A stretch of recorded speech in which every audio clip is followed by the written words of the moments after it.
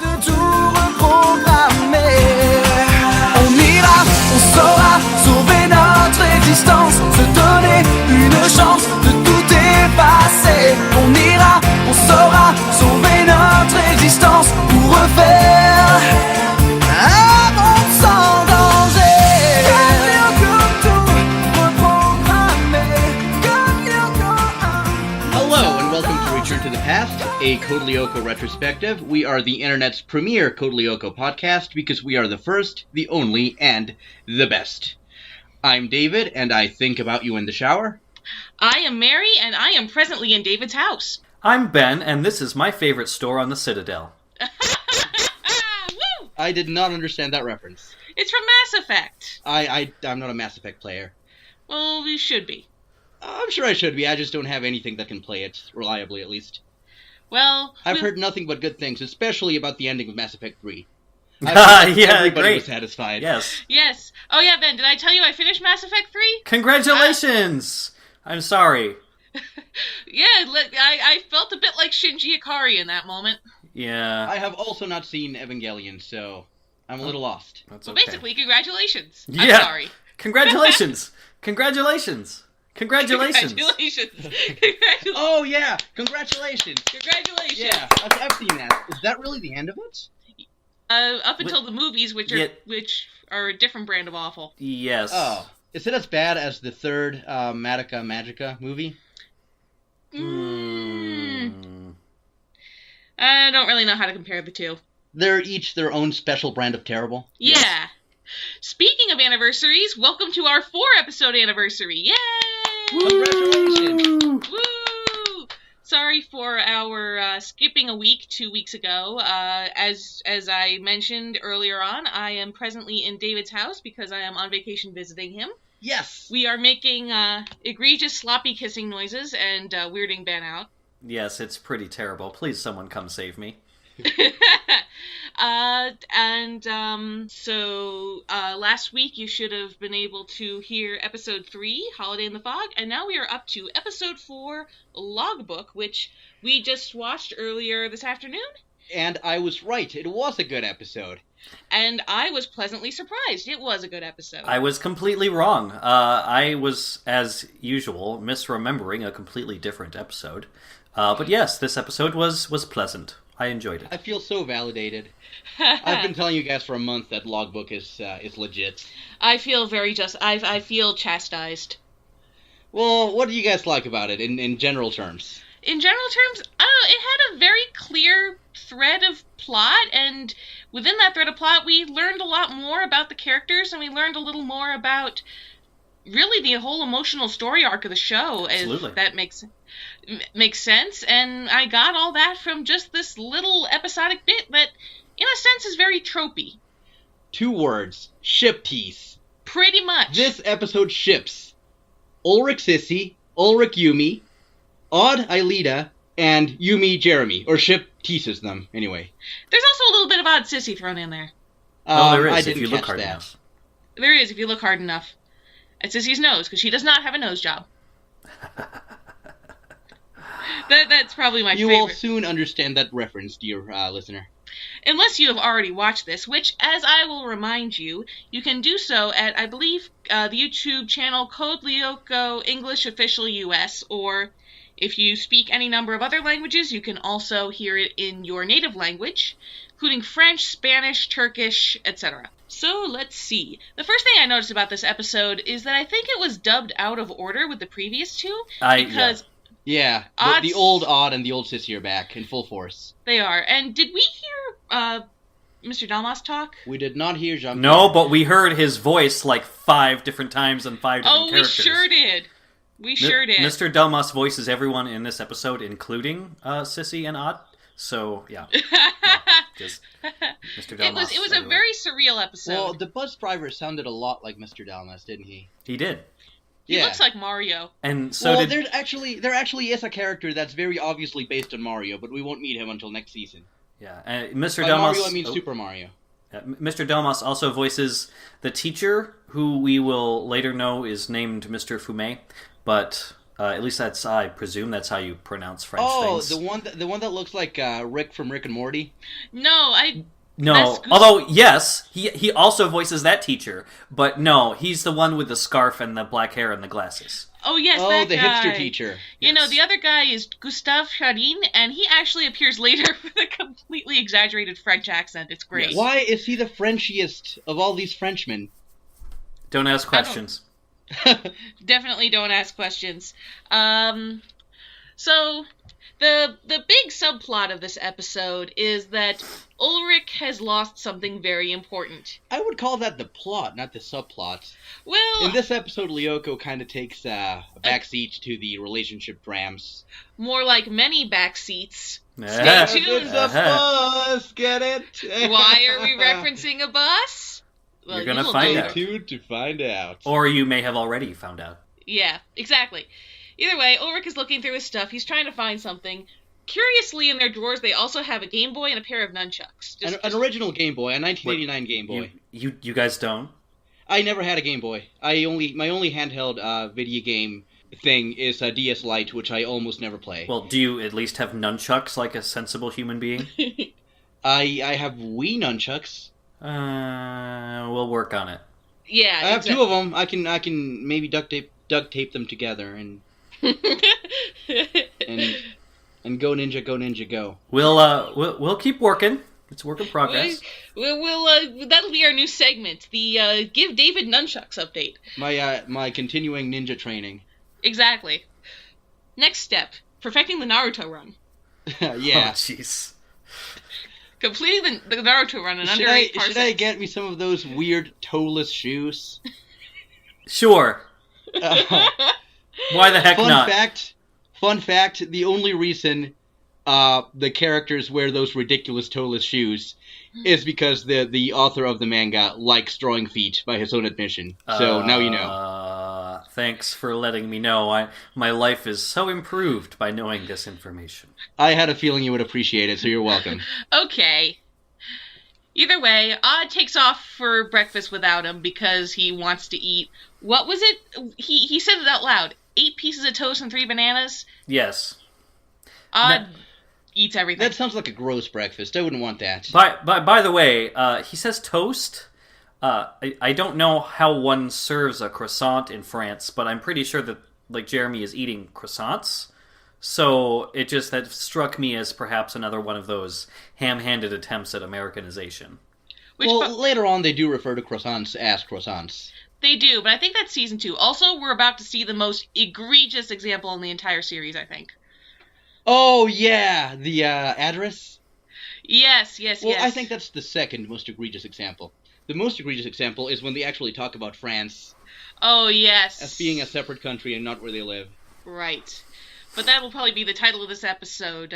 Logbook, coming to you live from the intersection of, what is it, Washington and Lincoln? Washington and Franklin. No, Franklin and Lincoln. Franklin. Doy.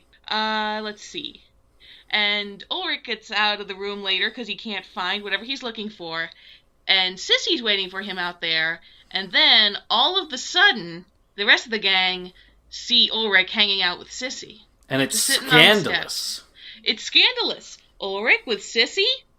And Sissy is looking very coy, and they have these really, dynamic poses. Ulrich is sitting, he's obviously slumped down, sitting on a step, and his head is down, so his hair is, at a different angle, and it's coming down over his face, and all of a sudden Ulrich is very emo. Well, Ulrich is always a little bit emo. Yeah, but is. no, I mean literally in the sense that his hair is covering half his face in the shot, so he just looks that much more emo. So, Spider-Man 3 style. Yes! Oh, God. Didn't notice that. I did not pick up on it.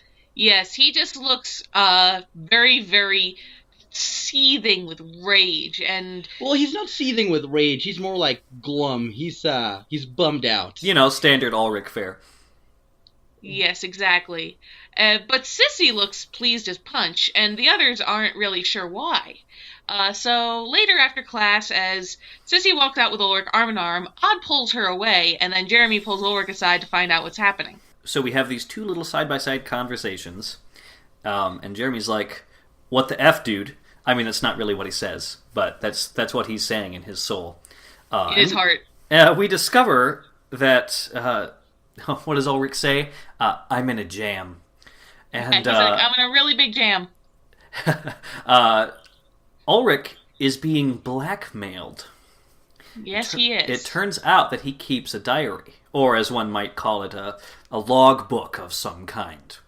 He does explicitly call it a diary, and he does. I vaguely remembered some humor about the diary/journal distinction, but that was not in the episode. I misremembered. That's just it. There's no song and dance about. It's not a diary. It's a journal that you might see in other cartoons, which I found fairly refreshing, honestly. Although you can tell Ulrich's a little bit embarrassed. Like, he mumbles it. I keep up the diary. Yeah, and he says that in that, or rather Jeremy asks if in that diary he mentioned things about Xana and Lyoko, and Ulrich's just like, And then Odd is seen asking Sissy if she has a nose job, and judging by her response, it's not the first time he's done that. Which is great. This is kind of our first real look at Ulrich's more sensitive side. We find out he keeps a diary. We find out he's this is sort of a vulnerable thing for him, and he's actually giving in to Sissy's blackmail. And he's not happy about it. Oh, he is very upset. Sissy, on the other hand, is on top of the world. Oh, yes, she is. What we see. Either way, the day goes on. Everyone else is most of those present are heading to gym class, which happens to be at the pool. Jeremy is skipping gym as he usually does, which is an oddly delinquent thing for him to do. No, it's not. He skips class all the time, but only for Lyoko-related reasons. Jeremy, right? Jeremy is actually quite deliberately delinquent when he needs to be. He has no second thoughts about it at all. So especially we saw in last episode, he's perfectly willing to graffiti, the wall of a school. He's clearly, the rules for Jeremy only matter when they don't obstruct him. Right. I mean, let's be real. By the end of the series, he's a many times over cyber criminal. Yes. Yes, he is. I cannot imagine a universe in which Jeremy grew up to become a respectable person. He's probably a veteran of the 2016 meme war. Yeah, every fan fiction I've ever written involves Jeremy in some kind of hot trouble because of himself being effectively a cyber terrorist. I didn't know you wrote fan fiction, Ben. What? Who writes fan fiction? I don't write fan fiction. Ben but please, fan fiction. by all means, check out Echoes of Echoes, Finding William Dunbar, an archive still write of Code our Lyoko own. fanfics? What about Gumball? Huh? No. I heard something about Gumball. I said, please, I don't write fan fiction, but feel free to check out Echoes of Echoes, Finding William Dunbar, an archive of our own. Sounds erotic. I will look it up. It is unfortunately, very, very good. it's not. It is not erotic, unless you want it to be. It did predict Brexit by about 6 months. No kidding, really? It did. Huh. I did, in fact, predict Brexit. Me, personally, it was me. So, yes. Yumi is also not coming on this trip because she is in the grade above, and this is just for the 8th graders. They get on this bus, which is apparently 100% electric. Did they have electric vehicles like this in France in 2004? Well, I don't know a definitive answer to that. I would say that it was probably a novel idea, but not altogether alien. Yeah, I mean, Jim seems pretty stoked about it. He's like, hey, Odd, look at this. This is all electric. Isn't this cool? Odd is not impressed. Huh? I bet this bus goes about as fast as a snail. Yeah, that's Odd's response. But as they get on the bus, there's smoke. They get on the bus, an epic parody of the 1990s Keanu Reeves / Sandra Bullock vehicle, no pun intended, Speed, happens. Yeah, this episode is pretty much half Speed, the movie. Oh, I've never seen the movie or anything about it, so I didn't catch that. I've never seen it, but I've absorbed it through pop cultural osmosis. It's about a bus that will explode if it ever goes below a certain number of miles per hour. Oh. And Keanu Reeves and Sandra Bullock have to save the day. Well, okay. Okay. No one seems to notice Jeremy isn't there because he is, in an interesting scene, back in his room on his bed with Yumi, and they're both barefoot. No, they're not barefoot. Yumi is wearing socks, but they're miscolored, and they're the same color as her skin. Oh. So, when she puts her feet down on the floor, she looks like she has two giant deformed toes, when in reality it's just her sock feet. Oh, you're right. How do you know that Yumi just doesn't have giant deformed toes, David? Don't be judgmental. I'm sorry. I didn't mean to make fun of her disability. Well, I can't say I know for sure whether or not she... Yumi's number of toes is ambiguous in the series. Let's leave it at that. We've seen her feet in other episodes. Maybe we should ask the creator of Naruto. He probably knows. Oh, Jesus. This is very true. Either way, Jeremy has just told Yumi about this whole blackmail situation, and she is pissed, and she's going to do something about it. She's so pissed she punches Einstein. She does punch Einstein. It's actually a very dynamic scene. There's a lot of little scenes, little shots in this episode that I think are very expressive in the face and in the body. And I noticed something else. The shots of the bus, like when we're looking inside the bus that all the kids are on, and you look out the windows, the animation is so hilariously bad. So it's really a trade-off here. It really is. The 2D animation in Season 1 is pretty good. It gets a little stiffer in Season 2 and onwards. But that's the trade-off for better 3D animation, I guess. Yeah. Or like you said, it's, what were you saying? I'm sorry. What, the trade-off between poor background animation on the bus and nice little fun expressive shots of conversations? Yeah. That's my line, as an animu might say.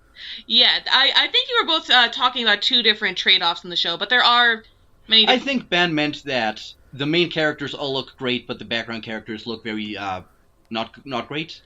Yeah, or just the shots of the bus speeding by. Oh, yes. All right. But no, some of the background characters are also very, very stilted. Like there's a scene where they're panning on students coming to school. And it's not animated at all. It's still image. They're just standing still. Yeah. I would say then that it's well storyboarded, but not the best animated. Wait, hold Correct. on. The kid that's leading the pack becomes a recurring NPC in the show. He's Chinese, but I don't remember his name. Pack? Yeah, there's the scene you were talking about, Ben, with all the children walking into school. I don't remember his name, but I know who you're talking about. Yeah, he's one of those background characters like Teo and Emily. We actually... Julian Zhao, I think his name is. Julian Zhao, yes, that's him. Oh, that's right. There's actually a lot of characters that we will see later, momentarily important. Like we see Heidi Klinger in one shot. We see Emily. And to be perfectly honest, I can't think off the top of my head seeing Emily too many times, except for the one episode later in the season where she's important. You kind of get the feeling that Emily was supposed to be more important. But then, for whatever reason, they scrapped her, whatever they were planning on doing with her. Well, there was a huge paradigm shift after the end of the first season. I think, what's funny?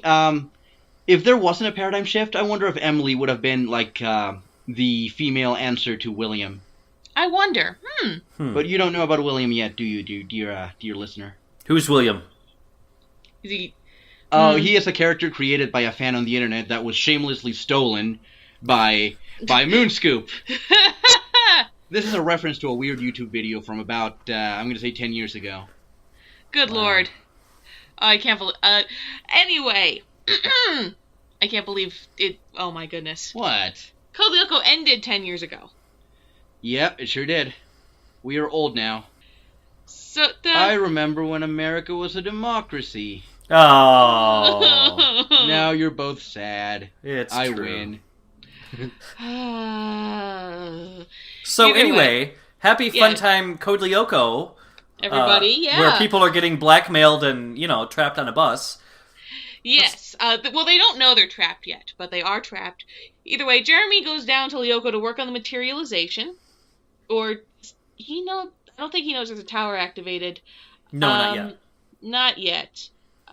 He's just chatting with his waifu. He is chatting with his waifu, who has apparently been looking up more about the human world, which is really cute, but it gets cut off because stuff has begun to happen on the bus. I think it's odd that calls and says that things are afoot. For one thing, the bus is going super slowly. And one thing I want to notice here is that the bus, which is, as we know, but they don't know, being controlled by Xana, the bus stops at a red light and then goes at a green light. So Xana, being, a horrible, evil, demonic, whatever he is perfectly content in following traffic laws. Well, he's keeping his head down, he's playing it cool. He's playing it cool until he can get close enough to wherever he's going. That's true. Either way, we cut away from that for a second, and this is very important. Yumi uses a hair...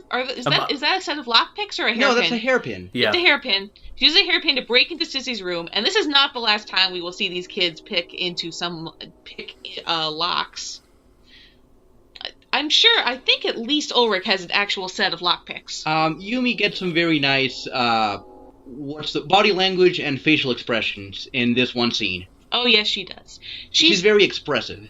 She's looking around for Ulrich's diary in Sissy's room, and in the process, she ends up finding Sissy's.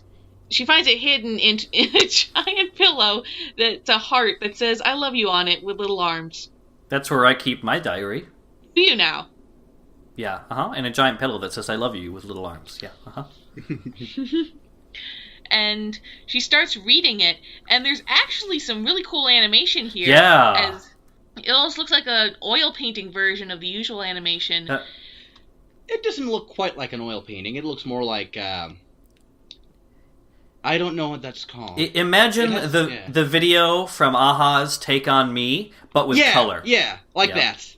Oh, I've never actually seen the video for Aha's Take On Me. It's a classic. You have to see it. You should go see it. Yeah. It's pretty fun. I will go see it after the conclusion of this recording. So, first thing she finds is a picture of Ulrich with all his name written in loopy cursive all over it. Just in case nobody was clear on the fact that Sissy is crushing hard on him. And then Sissy literally tells her diary about how she broke into Ulrich's room to find a picture of him and instead took his diary in order to blackmail him. And she says a line that intrigued me: "I know this isn't a good thing to do, but it's the only way I can be with him." She said, "I know what I'm doing isn't very nice." Right? Yeah, pretty much. And to be honest with you... go ahead, David. I was just going to say, it kind of shows that privately Sissy isn't a bad person. She just does what she thinks she has to do. Yeah, she has a genuine motivation here. We're not just supposed to think that Sissy's some kind of, evil, vindictive, whatever. She just, she talks in the diary about how Ulrich has completely ignored her. She just kind of wants to be, as any middle school or any person, just wants to be noticed, right? Yeah, she just goes about it in a really bad, manipulative way. Yes, that's very true, but, Exactly. So what happens is Yumi goes ahead and cuts this whole thing off by going into the girls' bathroom, calling Sissy, and reading out her secrets to her. In a really good Sissy impression, by the way. Like, really good. Mirabelle's that was my favorite job. part of the whole episode, probably. That single moment. She's a better impressionist than she is a singer, that's for sure. Yes. Either way, Sissy immediately gives up the ghost and tells her where Ulrich's diary is, which it happens to be in that same bathroom. What Not a only coincidence. in that same bathroom, in the same stall where I keep calling her Junie like she's the kid from Spy Kids. Yumi! The same stall where Yumi is. Yeah. And so, as soon as Ulrich realizes that conversation has happened, he's like, "Home, smell you later," and joins Odd. Hey, side note, you've been to France, Mary. Yes. Do all bathrooms in France have the toilets where the tank is really high up on the wall? Or is that just Caddick being weird? I think that's just Caddick being weird. Also, my trip to France was almost 10 years ago, so I'm not sure I can give accurate details about anything. Your trip to France would have been accurate for the time in which Code Lyoko was produced. This is very true. Side note, have you ever been to Germany? No. No. When I was in high school, one of my teachers told me something about Germany that I still don't quite believe. He said that bathroom stalls only go up to your chest, so that if you're sitting down in a toilet, people can see your pooping face. What? That sounds German to me. I don't know enough about Germany to dispute it or affirm it, but that sounds like something Germans would do. I don't know whether to believe it or not. It was some kind of lesson about how American values are very conservative compared to the rest of the world. Which is true, certainly. Yes. I am willing to go to bat for our value to not see each other's pooping faces. See, I mean, I guess it's a matter of personal comfort. I mean, you do you, I guess. I don't want to see your pooping face. Personally, I enjoy pooping faces. I believe they're the purest form of human expression. Oh, But okay. I respect your squeamishness. Anyway, Jeremy basically gets on the horn and tells everyone who can to get to the factory as soon as possible because they need to deactivate the tower. Yumi heads over, and then Odd, in a moment of inspiration, as the bus begins to get well and truly taken over and starts to speed up, Odd leaps off the bus. The bus is going 100 kilometers per hour and climbing, which is 62 miles per hour. He leaps out of a bus that is going 62 miles an hour. And he's fine. And he's perfectly fine. Onto a sidewalk, by the way. In a rare moment of cartoon physics, Code Lyoko has Odd survive that little stunt. Yeah. And also, on the note of Yumi, Jeremy is very sure to tell her to go to the factory after class. Because, Xana's attacking, but school first. Yumi does not listen to him and immediately takes off, by the way. Yeah. Also, I think this is the point where he tells them where they're going and says, "You're at the intersection of Washington and Lincoln." Or was it Franklin? Washington and Franklin. Washington and Franklin. I had it misspelled as Lincoln here. I don't remember what the original... No, it's Lincoln and Franklin. I distinctly remember it was Washington. Either way, figures of American history, I don't remember what the French names were for those streets, but they were not that. Well, Washington is it's kind of believable because France and the United States were very supportive of one another during their respective revolutions. Which is why we have cities in Louisiana called Lafayette and so on. Precisely. Let's see. And what do we have next? Well, basically, the bus is now spiraling out of control, and Jeremy tries to figure out where it might be going. In the meantime, Yumi is heading to the factory and getting into Lyoko and meeting up with Aelita. And Jeremy figures out that it is heading for the local petrochemical plant. As, every municipality worth its salt has. So, another big explosion plan for Xana. He seems to like this. Xana He's seems not to very creative yet. For an being based in electricity, he sure does have it out for local power utilities. You make a salient point there. Well, there you go. By the way, I just looked it up. It is in fact Washington and Franklin. Oh, Thank okay. you. I know I had the wrong word there. So what happens next? What happens next? Oh, well, Ulrich pretty much takes control of the situation on the bus. And I have down in my notes here, so I think I should mention it, that he tells all the kids to take their backpacks and use them as airbags in case of emergency. And when the bus swerves around another corner, I clearly saw a kid pressing another kid to their chest. Really? That's not a backpack. That is not a backpack. By the way, take off your backpacks and use them as airbags. Like, I've never been in a bus that's speeding uncontrollably. Is that really sound advice? Like, here's my backpack full of books or something. I don't know. That just sounds... I know they were going to the pool, so nice soft swimsuits and towels, I guess. Oh, Either way, Ulrich is 13 and flying by the seat of his pants. Wait a second. I thought Kadak had its own pool. No, they don't. No. They go to a local pool. They do I didn't know consistently that. take a bus to the pool, yeah? Yep. By the way, it's the same bus. They use the same bus design for the rest of forever. Oh, and everything goes totally fine with this bus. Either way, next thing Jim tries is to cut the power to the bus, which he does end up cutting some wires, but he ends up disconnecting the door. So now they are all well and truly trapped on the bus. Not that they could jump out without splattering themselves. Way to go, Jim. Yes, indeed. And Ulrich kind of half lets him know that Jeremy is giving him advice over the phone, and Jim disputes this a little bit, but he says that they don't really have a choice. They should trust in Jeremy. And then at this point, Sissy offers to help. she does. She apologizes, and she says, "Let me help any way I can," which is not going to be the last time that Sissy shows immense character development under pressure. She does. In fact, that's a pretty consistent thing about her, I think, is that when push comes to shove, Sissy will come in clutch. She will. But the really unfortunate thing about that is it is always reversed.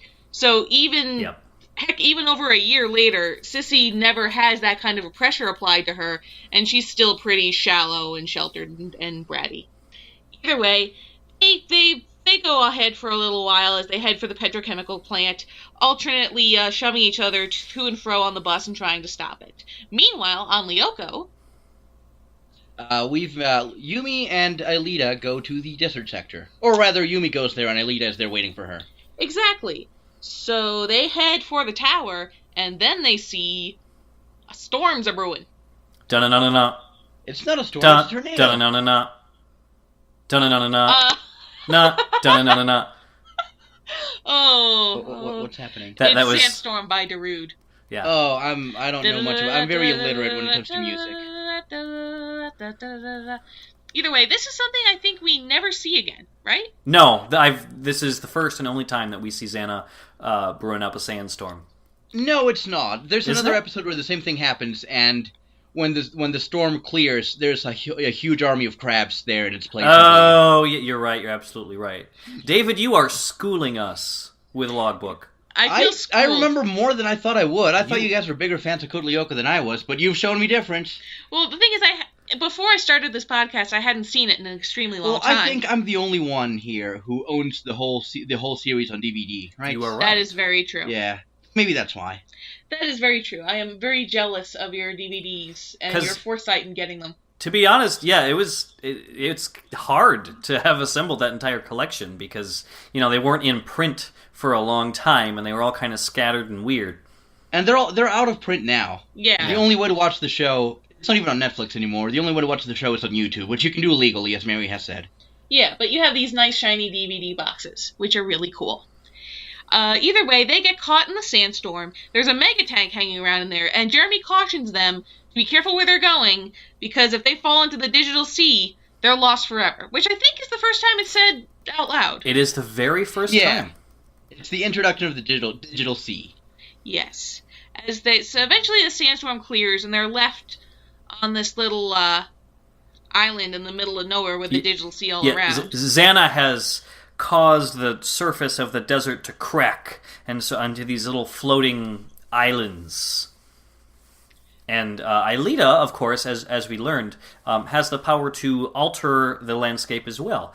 So she does her singing thing, and as Mary mentioned last episode, sometimes they have her voice actress overlay her own singing along with like the ethereal notes they play in the background. This was one of those times. Yeah, it is not the greatest. It's a bit discordant. Yeah, but either way, she creates a bridge. That's the reason just as an aside, that's the reason I didn't realize the note changed pitch. I assumed that Sharon Mann was doing the one single note, and that the background singing was just like a musical accompaniment, but that's not the case. I'm not actually sure who does that note. Maybe it's Aelita's original me. French voice actor. There you have it, folks. I'm the four notes. The four notes. Yep, that's me. Yeah, I think it might be Aelita's original voice actress. Oh, probably. That's I'm also just my Aelita's guess. original French voice actress. Yes, you are, Ben. Don't look it up, though. Oh, no. Either way, they get back to dry land, and everything seems great until the mega tank blasts Yumi twice and she gets devirtualized. In a very slow sequence that gets reused a whole lot. Here's the thing. It's later established in a later episode that on Lyoko there is no sense of touch. There is only a sense of sight and sound. So why do all the characters act like they're in so much pain when they're fighting the monsters? I think because they just kind of didn't care. I think they forgot. I think they forgot. When they describe the two senses, I think they literally forgot that touch was like a sense. Because everything else in the series indicates that they can genuinely feel pain. Yeah, well, I guess. It's an example of they just didn't care. Or they just forgot.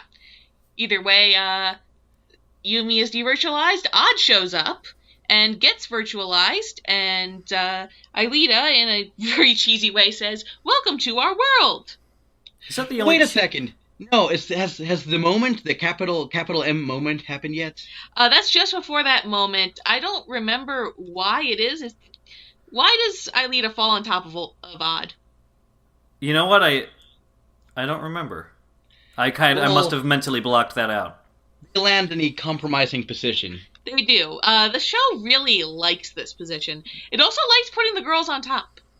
Yeah, the girls always How top. Progressive. Yeah, I know, right? Good for them. Good for Code Lyoko. Either way, they run back into the sandstorm. They're holding hands, Ben. And they're still taking... Wait, no. I demand an explanation. What is your problem with Odd/Aelita? Because it gets in the way of Jeremy and Aelita. But that's that's a plot point. That's Listen a plot point to me from the episode. very closely, David. In all my life, and all the time that I have spent watching things, I have one OTP that will stand forever. My gay ass has an OTP, and that is Jeremy and Aelita. But that's we know that is canon. The fact that Odd possibly likes Aelita, but he's staying away from her because he's a bro for show, and he doesn't want to take Jeremy's girl. I don't like it. Doesn't mean... But it's in the show. We see it happen. I don't have to like it. Guys, I don't like it. No, sir. It's okay, It's guys. a major plot point in one of the episodes. Guys. In two of But them, I don't in like fact. it. It's going to be a plot point all at once. I hate it, and I will always hate it. Everyone has a right to hate ships that they don't like. It's okay Okay, to not like things. It's okay. Don't be a dick about it. It's okay to not like things. Don't be a dick about the things you don't like. Good sing-along, everybody. I'm proud of myself. So, yes, eventually Odd kills the mega tank. And I just want to note, just because I'm kind of passing it over, this is one of the more dynamic and better composited Lyoko fights this season. Absolutely. It doesn't feel... what's the word I'm looking for? Formulaic? Yes. No, it feels as real as fighting a giant metal sphere in a digital desert can feel. There's always going to be suspension of disbelief, as it were. Oh. Are you honking at me? That's coming from outside. There, my bedroom is a few feet away from a seedy motel where more than one meth dealer has been arrested. Oh. So, police sirens and ambulances are a common sight to me here. Oh, well, okay. And I don't even live in a nasty side of town. It's just this one wretched hive of scum and villainy that's like a stone's throw away from where I live. Nice. Yeah. Okay, so Aelita now has a clear path to the tower. Meanwhile, back at the bus, Jim is now frantically trying to break the window open, apparently still totally ignoring the whole going at 60 miles an hour part. He does break the window, but he falls out of it, and Ulrich and Heidi Klinger have to pull him back in. Who's Heidi Klinger? She's the blonde girl with the pigtails. Yeah. Yep. Oh yeah, okay. Yep, and they're about to go crashing right into, I guess, a big thing of petrochemicals. But of course, Aelita deactivates the tower just in time. Literally, like the bus we see is inches from the base of this giant tank that is presumably filled with, some variation of gasoline. That's exciting. It's an exciting finale. It is. I mean, on a danger scale, it's pretty high. Not as much as a nuclear apocalypse, but... No, it is, as we will later see, as Xana tends to shift, very focused only on the Lyoko warriors. Yeah. It's because there's Ulrich and Odd on that bus. That's why he wants to blow it up. Yep. Also, I should note that as they're about to crash, Ulrich and Sissy are gripping each other. Oh, I didn't notice that. Well, I don't think it's I don't see that as particularly romantic, though. No. I just wanted to notice that, even after all the crap that's gone on in this episode. Like, they're there for each other when they think they're going to die. Right, exactly. And either way, the day is saved. A return to the past is done. Once again, the day is saved. Thanks to Lyoko warriors. Do you know something? I really wish, this is something I've always wished, that there would, at least, like, once in this entire dang series, be some kind of addressing of the fact, like Ulrich, just almost died, like he was inches from death. They all had resigned themselves to the fact that they were about to die in a fiery explosion. You'd think that maybe once in their lives they would, be kind of retrospective about that, or show some signs of, post-traumatic stress. They don't really do that. That sounds like a great premise for a sequel series, though. It does. I think, in some ways, they come to depend on the return to the past to save them from those kinds of things. But at the same time, it does certainly take a toll on them, as we will see in later episodes, but maybe not as dramatic a toll as we might think. Well, it might have been too real for decades. That's also very true. Yeah. Yeah. And to be honest, in 2003, and I'm sure they were working on this maybe slightly before then, I'm not sure that things like post-traumatic stress had entered the general sphere of knowledge in the way that it has now, at least in the United States after. Well, it was the middle of the war, though. Well, the thing is, it was considered only a thing that soldiers got. Yeah. I guess. Yeah, I think you're right. The idea of non-soldiers getting PTSD is fairly new. Either way, too real for the kids. And either way, reverse time, none of this ever happened. And in fact, Yumi is able to preempt the whole blackmail thing. And this is the first big instance of, overtly shipping Ulrich and Yumi, I think. It is. Yumi immediately goes and gives the diary back to Ulrich and says specifically, I didn't read it. And she gives it back to him. And in a very uncharacteristically girly way, she waves at him, she wiggles her fingers at him as he walks away. Does. And I think this is actually a scene, it's really cute, and it has a lot of good and healthy communication between the two. Absolutely. Because they talk about how what's in there is Ulrich's secret, and whenever Ulrich wants her to know, he'll tell her. And they part ways, and yes, she gives a very girly little wave. And they never talk about it again. Oh, they never talk about it again. Well, their relationship drama is a big part of the show. But but I just mean they never discuss this diary thing. No, they don't. Either way, Ulrich gets his sort of comeuppance when he comes up to Sissy, who is waiting outside his room to drop this blackmail on him, and shows her the diary, and she just kind of runs. And then... Oh, yes. The last scene of the episode. A bit infamous. He walks in with the diary. Jeremy and Odd are there. Jeremy applauds. Odd jumps high in the air with his arms flailing like he just don't care. and then freezes. Freeze frame for about 10 seconds. Yeah, it's... And they have this, the song they have playing in the background, a refrain, I guess. It's a very jaunty version of the theme. So go for it. And that's the end. And that's it. That's all she wrote. That is indeed all she wrote. I'm not sure. The writer's name is Francois Charpiat. So I'm not sure. Well, wait, Francois? Francois. Because Francois, if there's an E at the end, this is a woman. Francois, so it's a woman. It is indeed all she wrote. Well, like we said, it was a very good episode. A neat emotional undercurrent. It's an example of one of the Code Lyoko episodes where there is formulaic action, but there is also an interesting emotional undercurrent, and there's a really good balance between the two. I think I'm prepared to give it like a 9. What do you guys think? Actually, yeah, somewhere between an 8.5 and a 9. I think I'm gonna go with like an 8 because it's not the hardest this series has ever gone, but it's pretty hard. But there are so many feels in it. There are a lot of... Here's the thing you need to know about me. I'm all about the character drama. I'm not at all interested in like the actual plot stuff.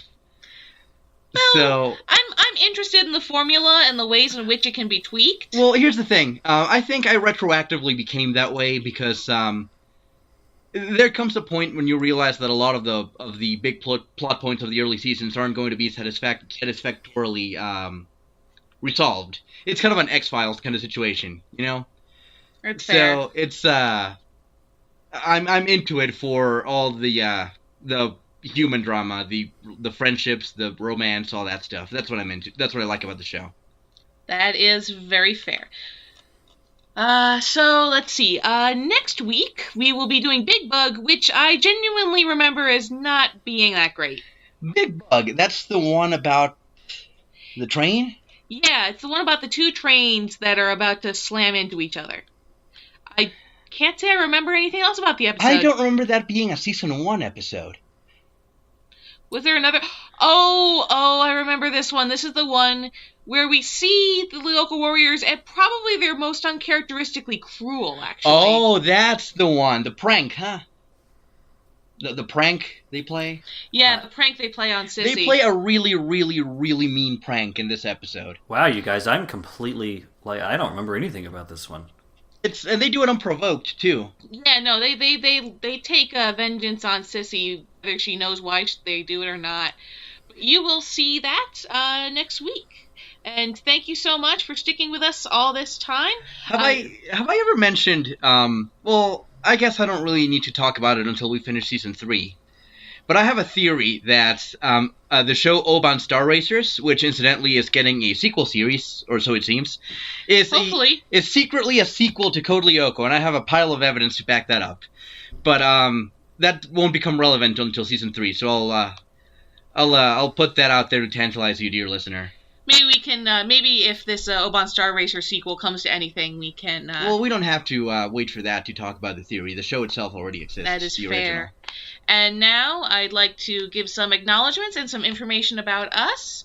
If you have any questions or comments or feedback on the series, you can find us at RTTP Podcast on Twitter. That is, as I said, RTTP and then the word podcast. Or the same handle on Gmail, rttppodcast@gmail.com. Please give us a comment because my self-esteem depends on validation from strangers. We are currently live on Libsyn and Google Play. I am working on getting other hosting, YouTube, possibly iTunes. YouTube is more appealing because it is free. And if you want to give us money, though, feel free to do that as well. I'm not totally sure about that. I'm not entirely sure if Fancast can be monetized. No, we can have a Patreon, can't we? We don't have one, but we could if we wanted. I think probably just a donation box. Okay, I know that the Conversation, mm-hmm. the internet's premier Donkey Kong and Donkey Kong Universe podcast, has a Patreon, and they don't seem to get in trouble for it, so maybe we can do it too. Shout out to the Conversation. It's a fun podcast about Nintendo cartoon monkeys that you might enjoy. Yes. Oh, we support all podcasts about childhood ephemera. Yes, we do. Yes, we do indeed. And I'd also like to plug again that our cover art was done by Ingram. You can find their work on Twitter at Ingram Comics. That's INGRAM Comics with an X, or at ingramcomics.com. Or you can also find them on Instagram at PERUABOO. And that's what we have for this week, as we say. That is all she wrote. I'm Mary. I'm David. And I'm Ben. Super duper. Good job, everybody. Hashtag resist. Woo. Yeah, that was really... On me dit que je ne suis qu'un bon à rien, un vrai loser. Hey, d'un mot qui sonne, je ne suis plus dans le coup. Une flèche au cœur, je fais plus partie du show. Tirer le rideau, éteignez les lumières. Qu'est-ce que je peux faire, coincé sur ma chaise? Déchaînez-moi, on va s'envoler.